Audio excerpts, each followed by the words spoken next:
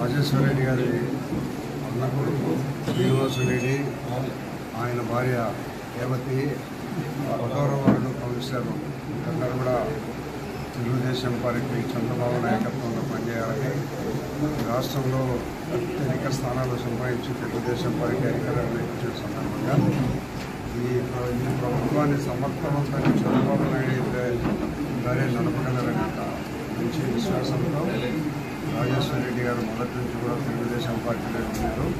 మరి గత ఎన్నికల్లో వైఎస్ఆర్సీపీ పార్టీగా అభ్యర్థిగా పోటీ చేసి గెలిచిన కౌన్సిలర్లు, వాళ్ళ భర్త, వాళ్ళ కుటుంబ సభ్యులు అందరూ ఈరోజు తెలుగుదేశం పార్టీలో చేయడానికి మనస్ఫూర్తిగా స్వాగతిస్తాం.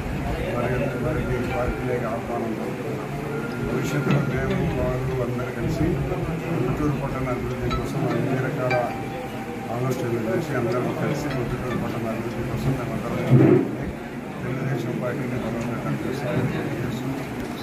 మున్సిపల్ ఎలక్షన్లు జరిగి దాదాపు 3.5 సంవత్సరం అవుతాన్నా కూడా వీళ్ళు కౌన్సిలర్గా ఉన్నప్పటికీ కూడా వీళ్ళకి ఎక్కడనే కానీ ఏ పవర్ అనేది లేకుండా ప్రతి ఒక్కటి రాచమల్లు ప్రసాద్ రెడ్డి కానీ వాళ్ళ బావమరిది కానీ వాళ్ళ పెత్తనం తీసుకొని అక్కడ ఏ డెవలప్మెంటే కానీ ఏ వార్డుకు ఏం కావాలన్నా కూడా వీళ్ళ ఇష్టానుసారం లేకుండా వాళ్ళు ఇక్కడ చేసుకోవాలంటే అక్కడ చేసుకుంటూ, అది కూడా ఈ ప్రజాన్ని అనేటప్పుడు కానీ ఎప్పుడైనా కూడా ఏ వార్డులో వర్కులు ఆ వార్డు కౌన్సిలర్లకు అప్పగించేవాళ్ళు, ఆ వార్డు కౌన్సిలర్ చేసుకునేవాళ్ళు, లేదా ఆ వార్డు కౌన్సిలర్ తన ఇష్టం వచ్చిన వ్యక్తితో పనిచేయించేవాళ్ళు. కాకపోతే అలాంటి సిస్టమే లేకుండా కొత్త సిస్టాన్ని తెచ్చారు.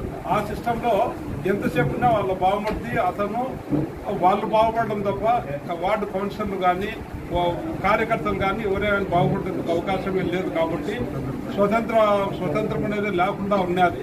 అందువల్ల వీళ్ళు కౌన్సిలర్లు కూడా విసిగిపోయి ఇప్పుడు అందులో చంద్రబాబు నాయుడు ఒక విజన్ ఉన్న నాయకుడు. ఈయన ఖచ్చితంగా డెవలప్ చేస్తాడు, ఫండ్స్ వస్తాయి, డెవలప్మెంట్ జరుగుతుంది. ఈ 3.5 సంవత్సరంలో మేము ఏమీ చేయలేకపోయినాము. ఈ సంవత్సరంలో ఉన్న ఖచ్చితంగా పెద్ద ఆయన వరరాయరెడ్డి గారి అది నాయకత్వంలో ఖచ్చితంగా డెవలప్ జరుగుతుందని ఆశిస్తూ మేము తెలుగుదేశం పార్టీలో చేరడం జరుగుతాం.